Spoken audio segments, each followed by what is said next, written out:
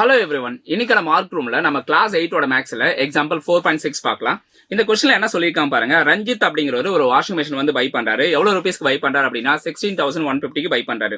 அது போக எக்ஸ்ட்ராவா அவருக்கு டிரான்ஸ்போர்ட் காஸ்ட் வந்து 1350 செலவாகுது. ஆஃப்டர் சம் டைம் வந்து அந்த வாஷிங் மெஷினை அவர் செல் பண்ணிறாரு.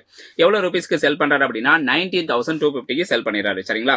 இப்போ அவருக்கு கிடைச்சது லாபமா நஷ்டமா அப்படிங்கறத கண்டுபிடிக்கணும். ஒருவேளை லாபமா இருந்தா அதுக்கான பெர்சன்டேஜ் என்ன?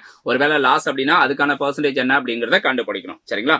சோ ஃபர்ஸ்ட் நம்ம காஸ்ட் பிரைஸ் அப்படினா என்னன்றதை தெளிவா தெரிஞ்சுக்கணும். காஸ்ட் பிரைஸ் அப்படிங்கிறது ஆக்சுவலா அந்த பொருளோட காஸ்ட் மட்டும் இல்ல, அந்த பொருளை நம்ம கொண்டு போய் சேர்க்கிற வரைக்கும் என்ன காஸ்ட் எக்ஸ்ட்ராவா செலவாகுதோ அது எல்லாமே சேர்த்து தான். சரிங்களா?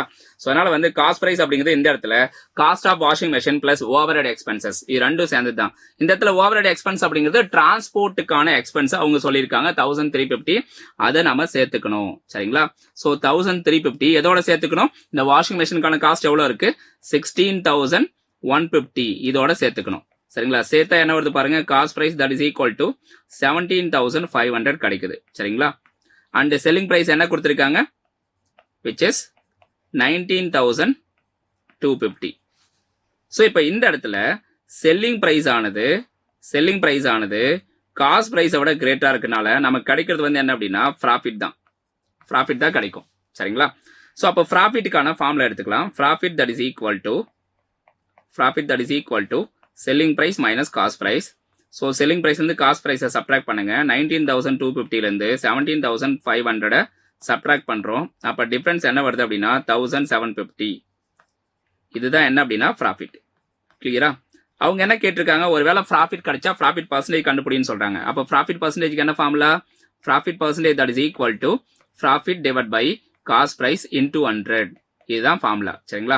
சோ ப்ராஃபிட் எவ்வளவு வந்துச்சு? 1750. காஸ்ட் பிரைஸ் எவ்வளவு? 17500 இன்டூ 100 ஃபார்முலா படி. சரிங்களா? சோ இப்போ இது ரெண்டுத்தையும் கேன்சல் பண்ணுங்க. 1750யும் 17500 கேன்சல் பண்ணா 10 டைம்ஸ் வரும். இந்த ஜீரோவும் இந்த ஜீரோவை கட் பண்ணா 10 அப்படிங்கிறது மட்டும் தான் மிச்சம் இருக்கும். சரிங்களா?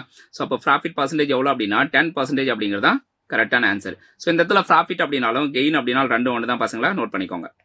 Profit R gain percentage. Okay, that is equal to 10%. இதுதான் இந்த क्वेश्चनக்கான ஆன்சர். சோ எல்லாருக்கும் தெளிவா புரிஞ்சுது அப்படின்னா மறக்காம இந்த செஷனுக்கு லைக் பண்ணுங்க, உங்க ஃப்ரெண்ட்ஸ் அண்ட் ஃபேமிலிக்கு ஷேர் பண்ண மறந்துடாதீங்க. முக்கியமா நம்ம சேனல் இன்னும் சப்ஸ்கிரைப் பண்ணாம இருந்தா சப்ஸ்கிரைப் பண்ணி வச்சுக்கோங்க. Thank you guys.